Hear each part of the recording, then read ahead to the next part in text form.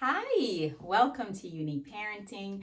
I am B. Moise, and today I want to talk about how expectations causes frustrations. So, I want to talk about how going into a situation where you have certain expectations can actually increases your level of frustration as a parent. So, as a parent, you usually kind of have an idea about how you expect something to go and how you expect something to turn out, especially if you planned it and thought about it and arranged it.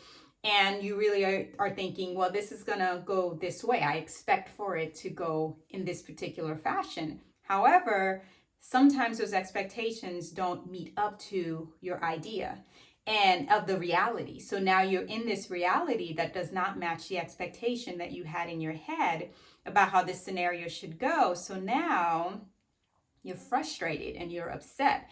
And that tends to happen a lot as a parent. We always have these expectations about how things should go when it comes to how we should parent our children, how a trip should go, how an interaction, discipline, anything, even something as simple as homework, we have this expectation about what the child is capable of or how they should perform. When they don't meet that expectation, we get incredibly frustrated. And the reason you're frustrated is because you had unrealistic expectation for the scenario that you currently have. One of the first side of expectation not meeting what your needs is when you get a child that is different from you. You know, you expect your kid to behave like you, to act like you, to think like you, to have a lot of similar personality quirks and interests as you. And when that child does not, they failed your expectation. They failed to meet the expectations that you had in your head. Or even if it's the opposite, if you wanted to have a child that's the opposite of you, and that they were going to be this and that and the exact opposite of who you are, and they turn out to be exactly like you, again, the expectation is failed. So you can then start to parent that particular child in that pattern of, you have failed to meet what my idea of parenting should look like, so I'm going to be frustrated at any and every interaction that we have. And that is no way to live. That is no way to parent. It's not fair to the child, and it really isn't fair to you. So I don't want you to think about it like, oh, do I not have any expectations at all? Of course not. I just want it to be realistic. And I want it to be really the expectation that your child can live up to and can do and perform, and also just reframing it in your mind and really seeing it for how it is versus how it should be, because how it should be isn't what it is.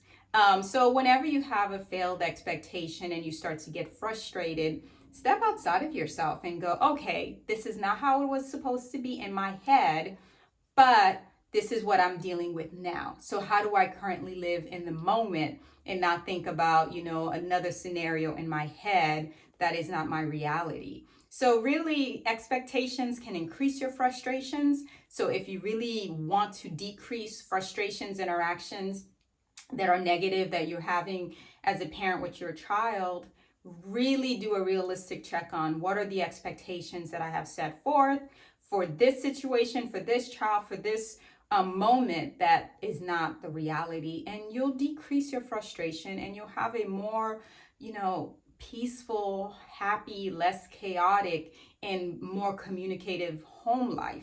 And that really is the goal. Like, that is what you're trying to seek in reality, is you want to have a communicative and positive home environment that you enjoy, that your children enjoy, that your spouse enjoy, that, everyone can partake in and enjoy this, experience and enjoy this parenting journey. So really look at your expectations of what you have and make changes accordingly so that you can have a happier home life. So in the meantime, I want you all to enjoy your unique parenting journey with your unique child.